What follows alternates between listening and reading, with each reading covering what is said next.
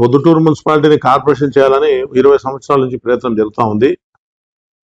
కొన్ని పంచాయతీల్లో విలీనం కాబట్టి కొన్ని పరిస్థితుల్లో ఎంవి రమణారెడ్డి గారు సార్ ఉన్నప్పుడు కోర్టు వేయటము కొద్దిగా ఆలస్యమైంది. ఈసారి కూడా బాగా ప్రయత్నం పంచాయతీ సర్పంచులంతా సపోర్ట్ చేసినప్పటికీ కొన్ని అనివార్య కారణాల వల్ల కార్పొరేషన్ కాలేకపోయింది.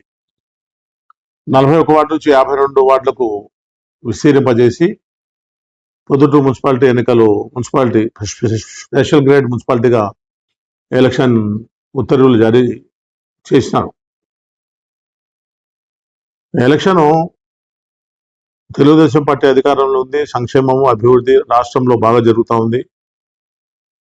తెలుగుదేశం పార్టీ వైపుకు రాష్ట్ర ప్రజలంతా అభివృద్ధి వైపు చూస్తూ ఉన్నారు. మున్సిపాలిటీ కానీ, మండలాలు కానీ, పంచాయతీలు కానీ, కార్పొరేషన్లు కానీ అన్నీ తెలుగుదేశం పార్టీ గెలవాలని ఆలోచనతో ప్రజలు ఉన్నారు. అభిప్రాయం మేరకే ఏదైనా జరుగుతుంది. గురించి కూడా కార్పొరేషన్ చేయాలని 20 years నుంచి ప్రయత్నం అయితే జరుగుతూ ఉంది. కొన్ని కోట్లకు పోవటము దానివల్ల లేట్ అయింది. ఇది కూడా మొన్న కూడా కార్పొరేషన్ చేయాలనే ఆలోచనతో గ్రామ సభలు కూడా జరిగి గ్రామ సభల ప్రజల అభిప్రాయం ప్రభుత్వానికి కూడా పోవడం జరిగింది. అయినా కేంద్ర ప్రభుత్వము రాష్ట్ర ఈ మున్సిపాలిటీలో కార్పొరేషన్ చేసే విధానం 2027 వరకు చేయకూడదని 2027కు కొన్ని మున్సిపాలిటీ కొన్ని కార్పొరేషన్లు 27 ఉన్నాయి రాష్ట్రంలో.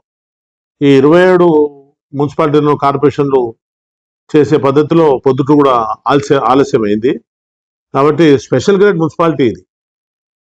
1,80,000 జనాభా, 1,40,000 ఓట్లు, 600 మంది మున్సిపల్ సిబ్బంది, పెద్ద మున్సిపాలిటీ. ఈ మున్సిపాలిటీ పద్ధతిలో 52 వార్డులకు ఎలక్షన్ జరుగుతాయి. 52 వార్డులు కూడా తెలుగుదేశం పార్టీ గెలుస్తుంది. మేము ధీమా వ్యక్తం చేస్తున్నాం.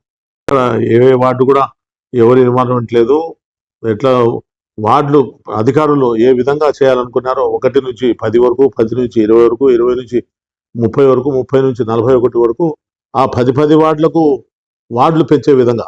ఇంతకుముందు 40 వార్డులు ఉన్నాయి. 52 చేయాలంటే 10 వార్డులలో ఒక 2 వార్డులు పెంచాలా, మళ్ళీ ఒక 10 వార్డులలో ఒక 2 వార్డులు పెంచాలా, ఇంకా మళ్ళీ ఒక 10 వార్డులలో 2 వార్డులు పెంచాలా, మళ్ళీ 11 వార్డులలో ఒక 3 వార్డులు పెంచాలి. అట్లా ఆ పద్ధతిలో 10 వార్డులను కలిపి ప్రభుత్వ అధికారులు చేసిందే కానీ ఎవరు ఎట్లయినా కానీ అన్ని వార్డులు గెలవాలనే దాంట్లోనే తెలుగుదేశం పార్టీ పనిచేస్తుంది.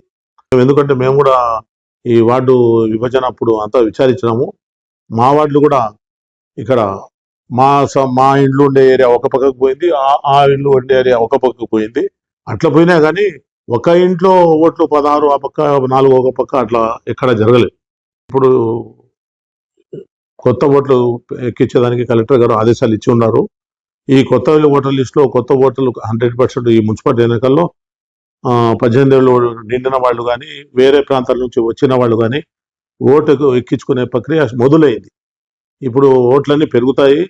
ఎన్నైతే ముందు మరణించిన వాళ్ళు ఉన్నారో, వార్డులు చేంజ్ అయిన వాళ్ళు ఉన్నారో, డబుల్ ఓట్ల ఎంట్రీలు ఉన్నాయో అన్నీ తీసేసి ఒక నాణ్యమైన ఓటర్ లిస్టును తయారు చేసి ఎలక్షన్కు పోవాలని చెప్పి కలెక్టర్ గారు ఆదేశాల మేరకు పని జరుగుతుంది. ఇప్పుడు కౌన్సిల్ కూడా లేదు.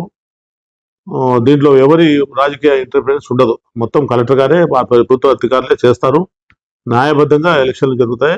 న్యాయబద్ధంగా ఎలక్షన్ జరిగితేనే తెలుగుదేశం పార్టీ అన్ని మున్సిపాలిటీలు, అన్ని వార్డులు కైవసం చేసుకునేదానికి, గెలుచుకునేదానికి అవకాశం ఉంది. రాజకీయ నాయకులు, మా పొద్దుటూరు ఎమ్మెల్యే గారు పార్టీ ఆదేశిస్తే తప్పకుండా మేము మున్సిపల్ చైర్మన్లు కానీ వాళ్ళు ఏం చెప్తే ఆ పదవికి పోటీ చేసేదానికి సిద్ధంగా ఉంటాం.